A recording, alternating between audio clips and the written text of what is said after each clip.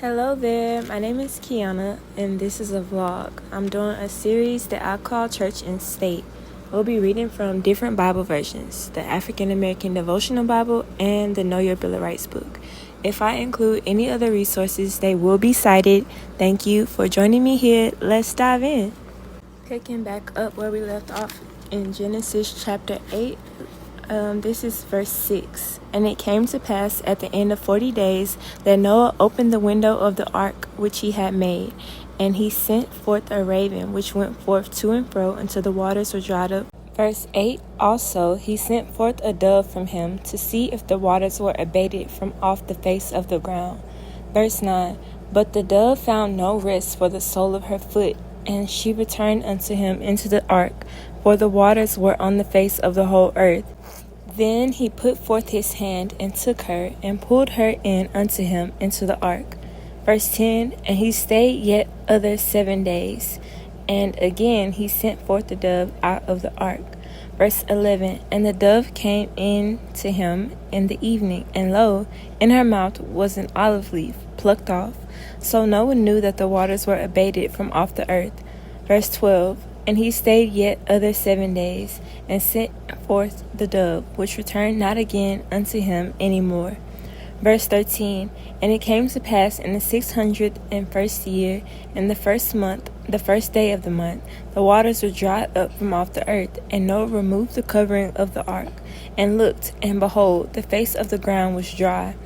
And in the 2nd month, on the 7th and 20th day of the month, was the earth dried. And God spake unto Noah, saying, Go forth of the ark, thou and thy wife and thy sons' wives with thee. Bring forth with thee every living thing that is with thee, of all flesh, both of fowl and of cattle, and of every creeping thing that creepeth upon the earth, that may breed abundantly in the earth, and be fruitful and multiply upon the earth. Verse 18, and Noah went forth, and his sons and his wife and his sons' wives with him. Verse 19, every beast, every creeping thing, and every fowl, and whatsoever creepeth upon the earth, after their kinds, went forth out of the ark. Verse 20, and Noah builded an altar unto the Lord, and took of every clean beast, and of every clean fowl, and offered burnt offerings on the altar. Verse 21, and the Lord smelt a sweet savor, and the Lord said in his heart, I will not again curse the ground any more for a man's sake. For the imagination of man's heart is evil from his youth, neither will I again smite any more everything living as I have done. While the earth remaineth, seed time and harvest, and cold and heat, and summer and winter, and day and night shall not cease. That was verse 22. The covenant with Noah, chapter 9.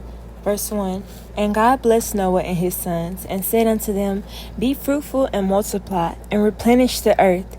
Verse 2, and the fear of you and the dread of you shall be upon every beast of the earth, and upon every fowl of the air, upon all that moveth upon the earth, and upon all the fishes of the sea.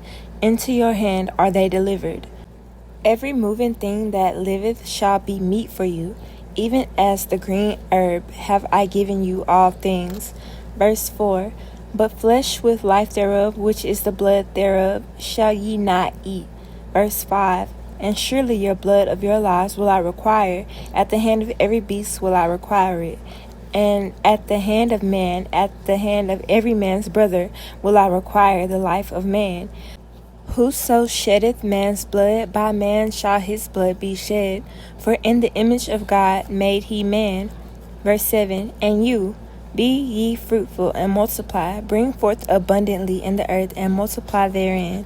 And God spake unto Noah, and to his sons with him, saying, verse 9, and I, behold, I establish my covenant with you, and with your seed after you. Verse 10, and with every living creature that is with you, of the fowl, of the cattle, and of every beast of the earth with you, from all that go out of the ark, to every beast of the earth. Verse 11, and I will establish my covenant with you, neither shall all flesh be cut off any more by the waters of a flood, neither shall there any more be a flood to destroy the earth. Verse 12, and God said, This is the token of the covenant which I make between me and you and every living creature that is with you for perpetual generations. Verse 13, I do set my bow in the cloud, and it shall be a token of a covenant between me and the earth. Verse 14, and it shall come to pass, when I bring a cloud over the earth, that the bow shall be seen in the cloud. Verse 15, and I will remember my covenant, which is between me and you and every living creature of all flesh, and the waters shall no more become a flood to destroy all flesh. Verse 16, and the bow shall be in the cloud, and I will look upon it, that I may remember the everlasting covenant between God and every living creature of all flesh that is upon the earth. Verse 17, and God said unto Noah, this is the token of the covenant which I have established between me and all flesh that is upon the earth.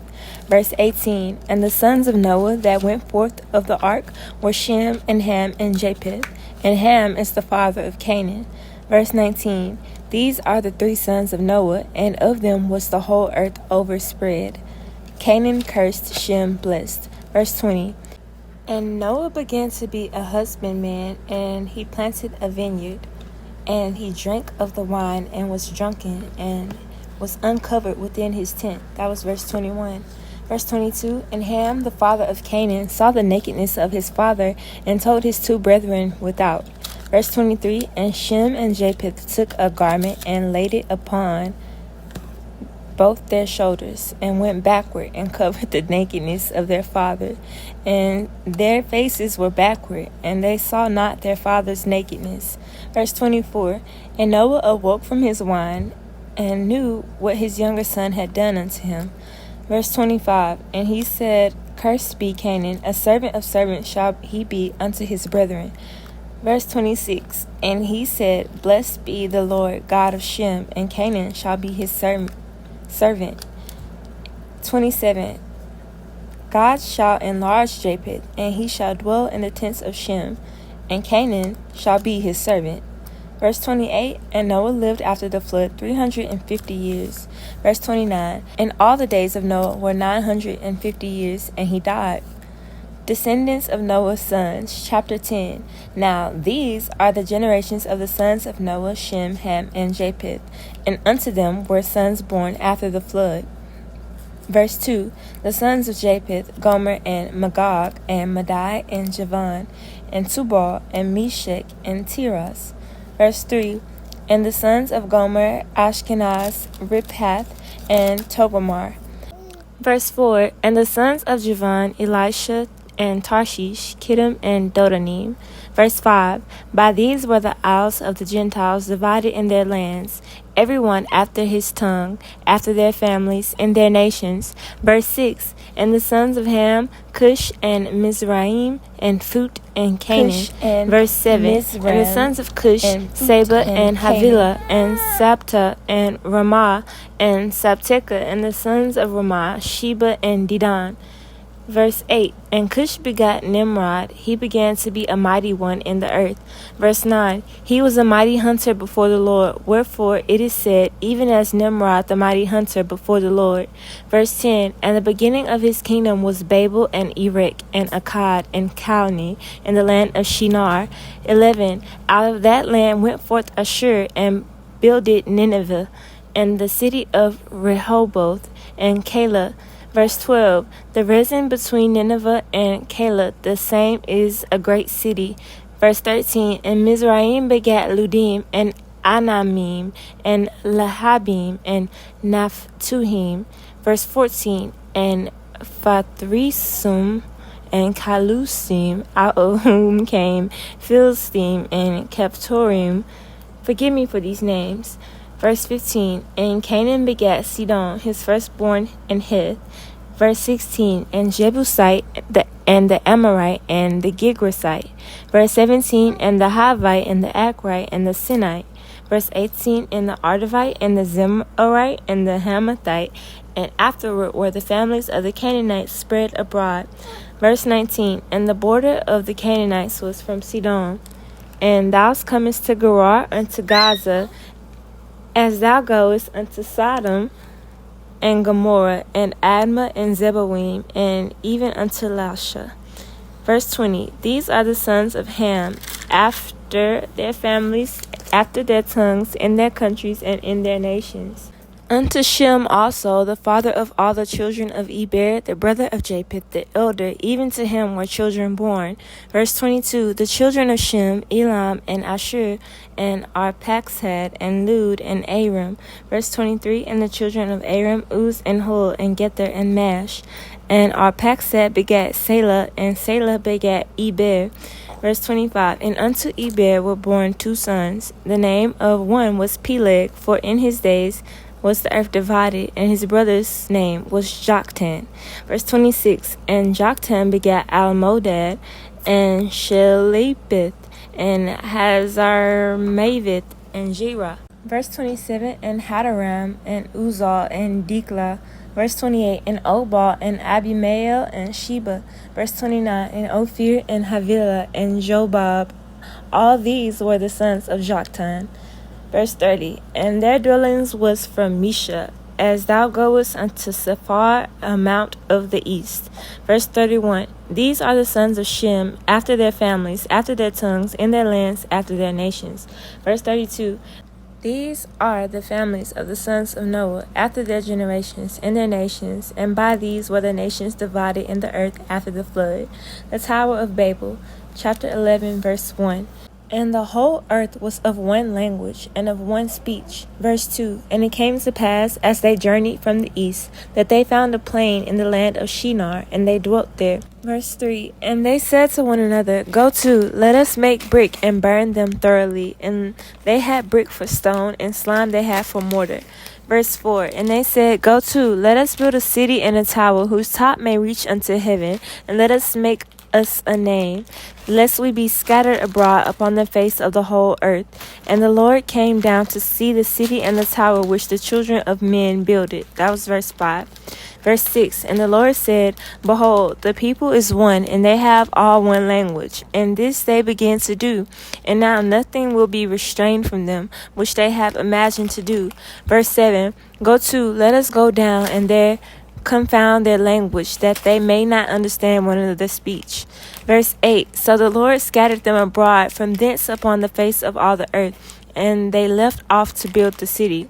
Verse 9, therefore is the name of it called Babel, because the Lord did there confound the language of all the earth, and from thence did the Lord scatter them abroad upon the face of all the earth. These are the generations of Shem. Shem was 100 years old, and begat Arphaxad 2 years after the flood. Verse 11, and Shem lived after he begat Arphaxad 500 years, and he begat sons and daughters. Verse 12, and Arphaxad lived 530 years, and begat Selah. Verse 13, and Arphaxad lived after he begat Selah 403 years, and begat sons and daughters. Verse 14, and Selah lived 30 years, and begat Eber. Verse 15, and Selah lived after he begat Eber 403 years, and begat sons and daughters. Verse 16, and Eber lived 34 years, and begat Peleg. Verse 17, and Eber lived after he begat Peleg 430 years, and begat sons and daughters. Verse 18, and Peleg lived 30 years, and begat Reu. Verse 19, and Peleg lived after he begat Reu 209 years, and begat sons and daughters.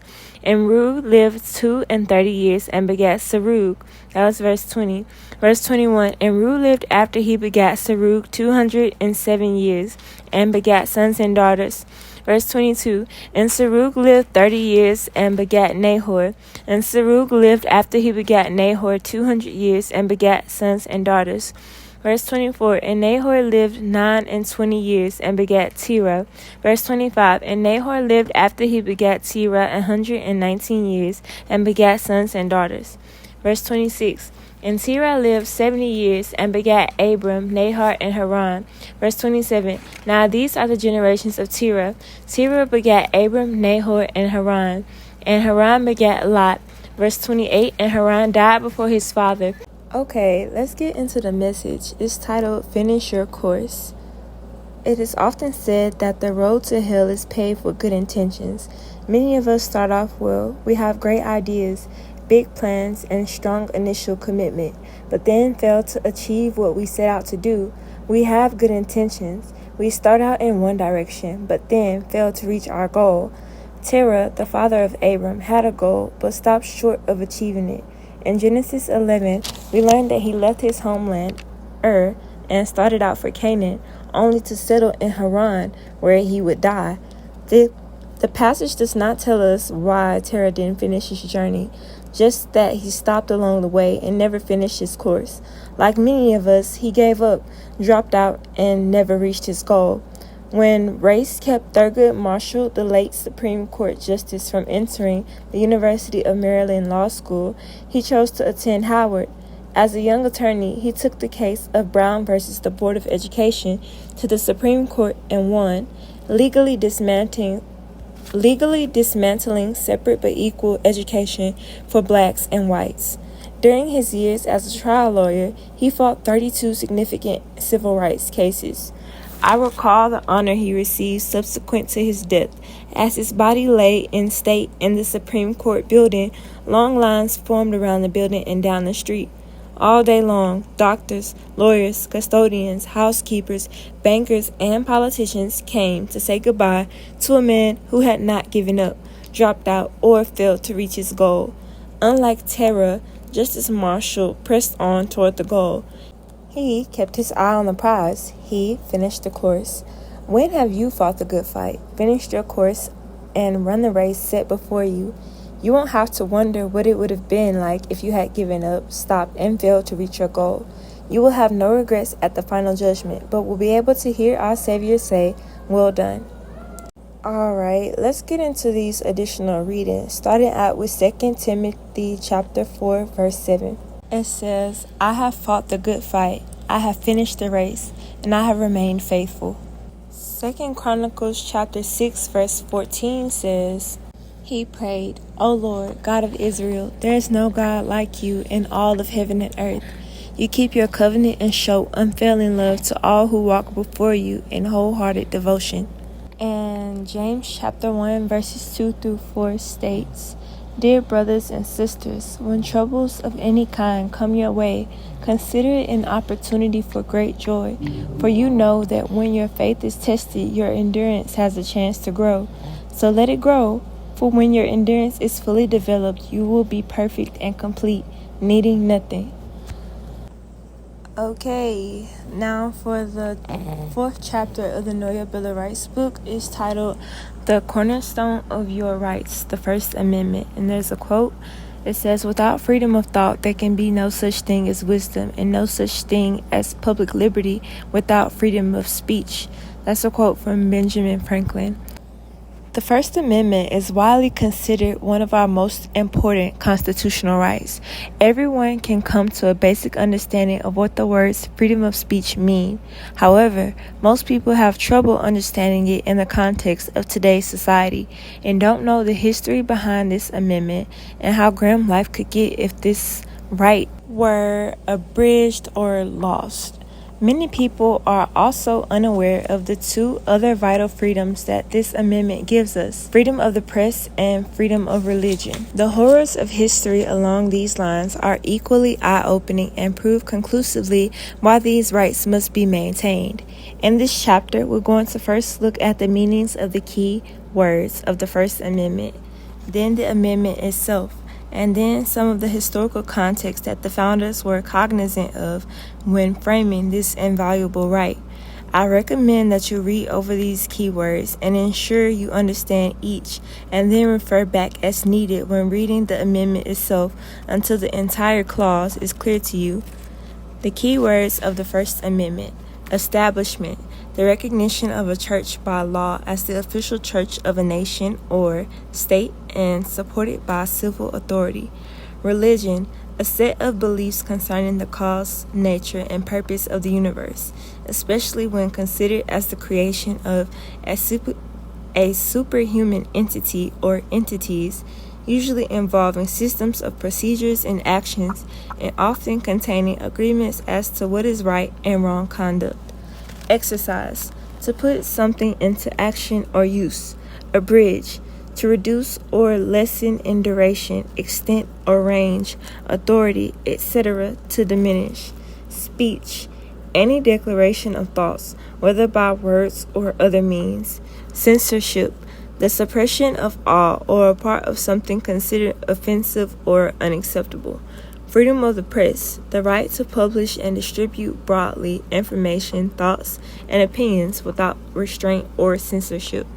Petition, to ask some favor, right, or other benefit from a person or group of persons in authority or power by submitting a formal written request, often containing the names of people making the request. Redress, the setting right of what is wrong, often by giving something considered equal to the loss, injury, suffering, lack, etc. Grievance, a wrong considered as a valid reason for complaint, or something believed to cause pain, worry, sorrow, etc. The Bill of Rights, the First Amendment.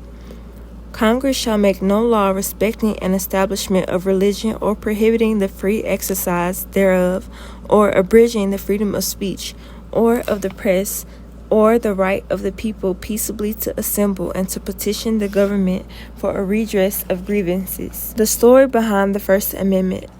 The Establishment Clause. There has been much debate as to how one should interpret the Establishment Clause of the First Amendment. Does it dictate a separation of church and state, or does it merely prevent the establishment of a national religion? Does it allow government aid to religion? Let's look at the history behind this clause to gain insight into it. Establishments of religion summon historical memories of religious persecution. In times past, an establishment of religion was a legal union between a state and a particular church that benefited from many privileges not granted to other churches or to those people who did not participate in a church or did not believe in the accepted faith. Establishments of a religion in certain American colonies before the Revolution meant compulsory attendance to religious services, public teaching of only the approved church's creed, marriage only legally performed by its clergy, stipends from public taxes paid only to its clergymen, and other various civil disabilities such as exclusion from universities and disqualification for civil, military, or religious office. After the Revolution, exclusive establishments of religion in place from the colonial period crumbled. States that never had establishments renewed their protections against them. Other states ruled that religion was to rely on private voluntary support. Nowhere in America after 1776 did an establishment of religion restrict itself to a single church or system of public assistance of one denomination alone. Only 6 states continued to provide public support to religion, and they were careful to ensure their establishments included many sects.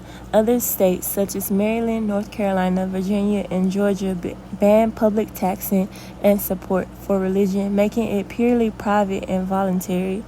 With the First Amendment, the framers intended to prevent religious inequality and restrictions of the free exercise of religious conscience, and that rightly included a prohibition of government establishing a national religion. James Madison stated that the great object of the Bill of Rights was to limit and qualify the powers of government, to prevent legislation in such prohibited areas as religion.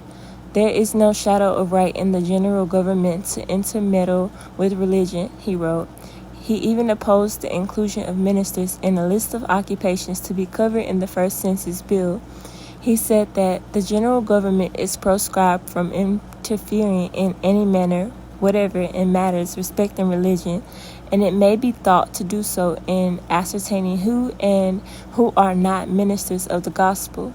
When Madison introduced his amendments, the clauses on religion explained that no one's liberty should be abridged on account of religious belief or worship, nor shall any national religion be established, nor shall the full and equal rights of conscience be in any manner or on any pretext infringed.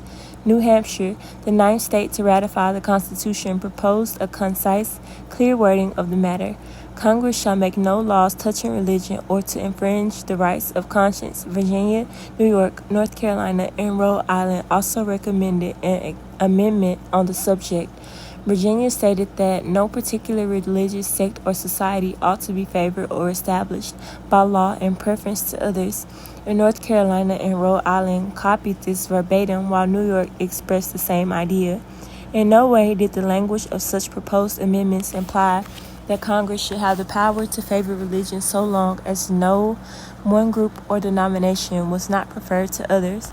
Patrick Henry and his followers, who were responsible for the language of the amendment, were firmly against augmenting the powers of Congress. They were against the federal government having any authority over religious matters. In keeping with this sentiment, Virginia had defeated a proposal in 1784 that would have imposed a state tax on the people for their benefit of religion, distributing each person's money to the Christian church of his choice. A fault Madison led not because it referred too narrowly to Christianity, but because he opposed any kind of establishment of religion, whether for Christianity, Hinduism, Islam, Judaism, or any other. In a letter to the Danbury Baptist Association in 1802, Jefferson wrote, "I contemplate with sovereign reverence that act of the whole American people, which declared that their legislature should make no law respecting an establishment of religion or prohibiting the free exercise thereof, thus building a wall of separation between church and state." Madison shared Jefferson's beliefs on the matter. Madison spoke of a perfect separation and believed that religion and government will exist in greater purity without the aid of government. Madison's own wording of the amendment he proposed to the House read like this: "No religion shall be established by law, nor shall the equal rights of conscience be infringed." The House debated the recommendation, and there was disagreement about how to best word it so it would satisfy the popular demands for the forbiddance of an establishment of religion and guarantee of religious liberty. Samuel Livermore recommended that Congress shall make no laws touching religion or infringing the rights of conscience. When this was proposed to the House, Fisher Ames motioned for it to read, "Congress shall make no law establishing religion, or to prevent the free exercise thereof, or to infringe the rights of conscience." Livermore's wording was accepted and proposed to the Senate. 6 days later, the Senate substituted for the House version one that read, "Congress shall make no law establishing articles of faith or a mode of worship, or prohibiting the free exercise of religion." The House refused to accept this version, and resolution required a joint committee of 3 members from each branch, including 4 influential framers: Madison, Roger Sherman, Oliver Ellsworth, and William Patterson. These legislators drafted the clause we now know as the First Amendment, and both the House and Senate adopted it and recommended it to the states for ratification. Freedom of the press. Sir William Blackstone wrote that the liberty of the press is indeed essential to the nature of a free state. Madison described freedom of the press as one of the choicest of the great rights of mankind. But how far should such freedom reach? Is all speech covered by free speech? Did the framers intend that speakers should be free to incite violence directly against the government? Did they believe that knowingly spreading false, malicious, and damaging statements against others or the government is protected conduct? What? Is protected conduct. If the framers did not intend for all speech without exception to be legally acceptable, what demarks the line of speech that is constitutionally protected and speech that is not? Let's look to history for the answers. Nearly 2 months after the Constitutional Convention began, Charles Pinckney of South Carolina proposed various rights for inclusion that would form a partial Bill of Rights. One of them stated that the liberty of the press should be inviolably preserved. The convention adopted 2 of his propositions but passed over the rest, including one guaranteeing liberty of the press. On September 12, 1787, as the Constitutional Convention was coming to a close, a motion to include a Bill of Rights was defeated. A couple days later, Pinckney again proposed a free press clause. Sherman reasoned that it was unnecessary as the power of Congress does not extend to the press. 3 days later, the convention adjourned, and so began misgivings about a constitution that guaranteed some rights but omitted most. Throughout the emerging nation, freedom of the press became a topic of heated debate, and there was a growing demand for its constitutional protection. But there was not yet a consensus as to what it meant. what its scope should be, and whether any circumstances would justify restrictions. The prevailing thought among legislatures and judiciaries at the time was reflected in state constitutions and common law. Many state constitutions protected liberty of the press, but the understanding was that the government was only to place no prior restraints upon it. People could publish anything they pleased, but they might be criminally convicted for defaming the government. Such convictions established the common law.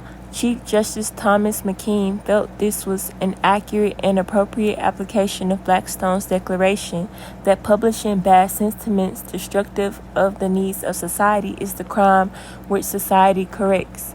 In a 1789 essay, Ben Franklin called for the use of cudgels to break the heads of those who would use the press for libel.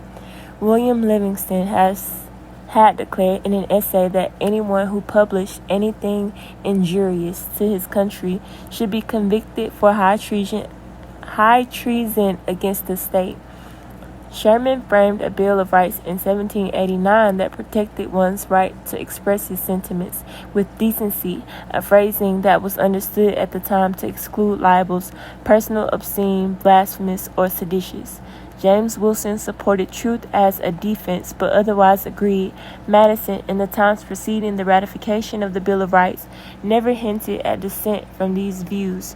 Jefferson's 1783 draft of Virginia's Constitution proposed that the press shall be subject to no other restraint than liableness to legal prosecution for false facts printed and published. Jefferson singled out false facts or falsehoods for prosecution, but he implicitly opposed the prosecution of accurate information. Simply put, many states upheld laws that stated freedom of the press was compatible with the prosecution for seditious libel and that even truth was not a valid defense. While no censorship would be placed on the citizens, every person was responsible if he attacked the government in speech or writing, and such actions would lead to a criminal prosecution in a federal court. If criminal prosecution of verbal attacks on government seems to contradict the spirit of government by consent of the people, you are absolutely correct. However, the prosecution of seditious libel had its roots in centuries of English common law, and as this law was the basis of colonial law, it was entrenched tradition almost everyone in the colonies, including the framers, instinctively accepted. Fate, however, would not have it remain so. In the years following the ratification of the Bill of Rights, prosecutions for criticism of the government were infrequent, despite a habitually slanderous press. The federal and state governments refrained from prosecution in many instances because they realized such actions could backfire or fail because critics represented powerful factions and often prominent men. Moreover, people tended to distrust a government that imprisons its critics and protects from criticism its officials who, in many cases, had probably deserved it. In 1798, the infamous Sedition Act was passed. It broadened the common law understanding of freedom of the press and required that criminal intent be shown. It gave the jury the power to decide whether the accused statement was in fact libelous, and it admitted truth as a defense. This was a great victory for those urging reform, but glimmerings of an even broader, more libertarian theory were already emerging. The threshold of public tolerance had widened, and the freedom of the press was expanding to include the right to censure the government, its officials, and its policies, to publicize opinions on matters of public concern. A new rationale for the meaning of freedom of speech and the press was expressed in treaties written by George Hay, James Madison, Albert Gallatin, Tunis Wortman, John Thompson, and St. George Tucker. These libertarians rejected Blackstone and common law contemptuously, denouncing the idea of no prior restraints, but consequent punishment. Recognizing the obvious fact that a law inflicting penalties would have the same effect as a prior restraint, Madison wrote, "It would seem a mockery to say that no law shall be passed preventing publications from being made, but that laws might be passed for punishing them in case they should be made." Hay changed the Sedition Act appears to be Hay charged that the Sedition Act appears to be directed against falsehood and malice only. There are many truths important to society which are not susceptible of that full, direct, and positive evidence which alone can be exhibited before a court and a jury. Gallatin argued that if a citizen were prosecuted for his opinion that the Sedition Act was unconstitutional, would not a jury composed of friends of the government find his criticism ungrounded, false, and scandalous, and its publication malicious? What kind of argument or evidence in the present temper of parties could the accused convince them that his opinions were true? These new libertarians maintained that the truth of opinions could not be proved, and thus allowing truth as a defense of freedom, Thompson declared, made as much sense as allowing a jury to decide on the most palatable food, agreeable drink, or beautiful color.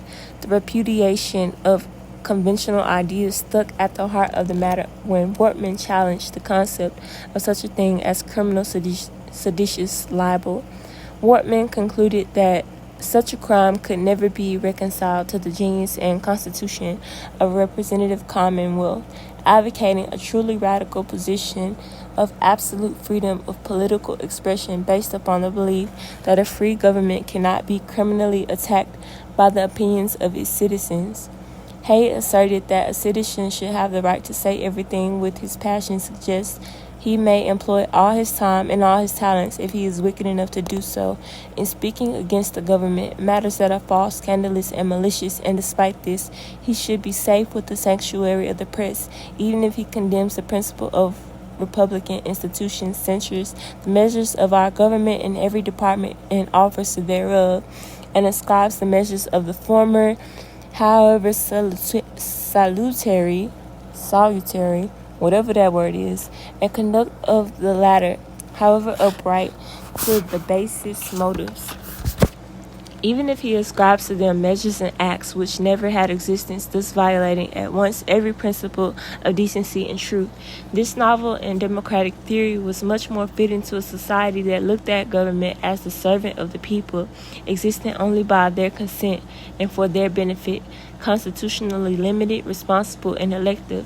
Such a government, Thompson wrote, cannot tell a citizen, you shall not think of this or that upon certain subjects, or if you do, it is at your peril.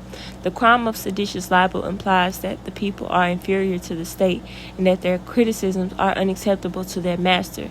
An electoral process would be a charade if voters did not have the help of the press in uncovering and publishing past performance records and qualifications. An indispensable element of the press's societal role was that of a tribune of the people, sitting in judgment on the conduct of public officials, an essential function in the intricate system of checks and balances that exposed mismanagement and corruption and kept those in power accountable and manageable.